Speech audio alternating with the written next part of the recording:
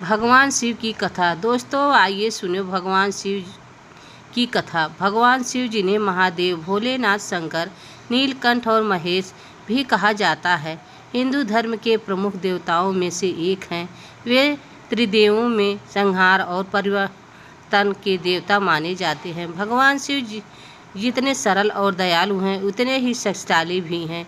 जो भक्त सच्चे मन से उनकी आराधना करता है, भगवान शिव उसकी मनोकामना पूरी करते हैं।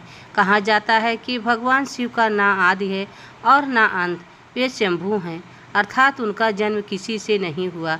उनका निवास स्थान कैलाश पर्वत है, जहाँ वे माता पार्वती, पुत्र गणेश और कार्तिकेय तथा अपने प्रिय वाहन नंदी के साथ रहते हैं। भगवान शिव का स्वरूप अत्यंत अद्भुत है। उनके सिर पर चंद्रमा सुशोभित रहता है, जटाओं से पवित्र गंगा नदी बहती है, गले में सर्प विराजमान रहता है और शरीर पर भस्म लगी होती है। उनके हाथ में त्रिशूल और डमरू रहता है। त्रिशूल तीनों लोकों और तीनों गुणों का प्रतीक है, जबकि डमरू से निकली ध्वनि को सृष्टि की प्रथम ध्वनि माना जाता है। भगवान शिव की सबसे प्रसिद्ध कथाओं में से एक समुद्र मंथन की कथा है। जब देवताओं और असुरों ने अमृत प्राप्त करने के लिए समुद्र मंथन किया, तब सबसे पहले भयंकर विष निकला, जिसे हलाहल कहा गया। उस विष को ज्वाला से पूरी सृष्टि संकट में पड़ गई। सभी देवता भगवान शिव के पास पहुँचे और उनसे रक्षा की प्रार्थना की। संसार को बचाने के लिए भगवान शिव ने बिना किसी स्वार्थ के उस विष को अपने कंठ में धारण कर लिया। माता पार्वती ने विष को उनके गले से नीचे नहीं उतरने दिया, जिससे उनका कंठ नीला पड़ गया और तभी से वे नीलकंठ कहलाए। भगवान शिव का विवाह हिमालय राज की पुत्री माता पार्वती से हुआ। माता पार्वती ने भगवान शिव को पति रूप में पाने के लिए वर्षों तक कठोर तपस्या की।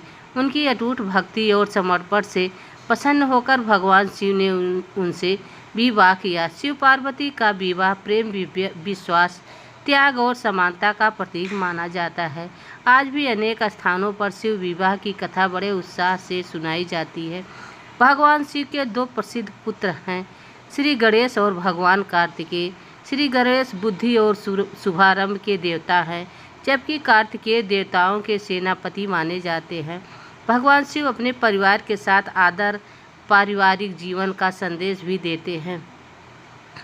एक बार रावण ने अपनी शक्ति के अहंकार में कैलाश पर्वत को उठाने का प्रयास किया। भगवान शिव ने अपने पैर के अंगूठे से पर्वत को दबा दिया। रावण का हाथ पर्वत के नीचे दब गया और वह पीड़ा से कराहने लगा। तब उसने कई वर्षों तक भगवान शिव की स्तुति की। उनकी भक्ति से प्रसन्न होकर भगवान शिव ने उसे मुक्त किया और चंद्रहास नामक दिव्य तलवार का वरदान दिया। यह कथा सिखाती है कि अहंकार का अंत निश्चित है, लेकिन सच्ची भक्ति से भगवान प्रसन्न हो जाते हैं। भगवान शिव अत्यंत भोले हैं, इसी कारण उन्हें भोलेनाथ कहा जाता है। वे अपने भक्तों के प्रेम से शीघ्र प्रसन्न हो जाते हैं। चाहे देवता हो, ऋषि हो या सामान्य पुरुष, जो भी सच्चे मन से उनकी पूजा करता है, भगवान शिव उसकी सहायता अवश्य करते हैं। महाशिवरात्रि भगवान शिव का सबसे बड़ा पर्व माना जाता है। इस दिन भक्त उपवास रखते हैं, शिवलिंग पर जल, दूध, बेलपात्र, धतूरा और भांग अर्पित करते हैं तथा ओम नमः शिवाय मंत्र का जाप करते हैं। मान्यता है कि इस दिन भगवान शिव की पूजा करने से सभी पापों का नाश हो जाता है और जीवन में सुख समृद्धि आती है। भगवान शिव हमें अनेक महत्वपूर्ण शिक्षाएं देते हैं। वे सिखाते हैं कि मनुष्य को अहंकार छोड़कर सादगी और सत्य का जीवन जीना चाहिए। दूसरों की भलाई के लिए त्याग करना सबसे बड़ा धर्म है। क्रोध पर नियंत्रण रखना, प्रकृति का सम्मान करना और सभी जीवों के प्रति दया का भाव रखना ही सच्ची भक्ति है।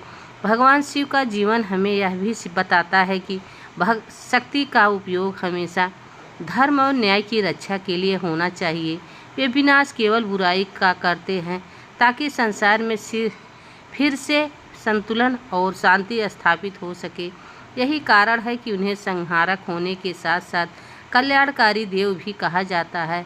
आज भी करोड़ों दयालु श्रद्धालु भगवान शिव की आराधना करते हैं। काशी विश्वनाथ, केदारनाथ, सोमनाथ, महाकालेश्वर ओंकारेश्वर, रामेश्वर और अमरनाथ जैसे पवित्र तीर्थ भगवान शिव की महिमा का प्रमाण है। उनके भक्त हर हर महादेव का जय घोष करते हुए जीवन में साहस, श्रद्धा और सदाचार का पालन करने की प्रेरणा लेते हैं।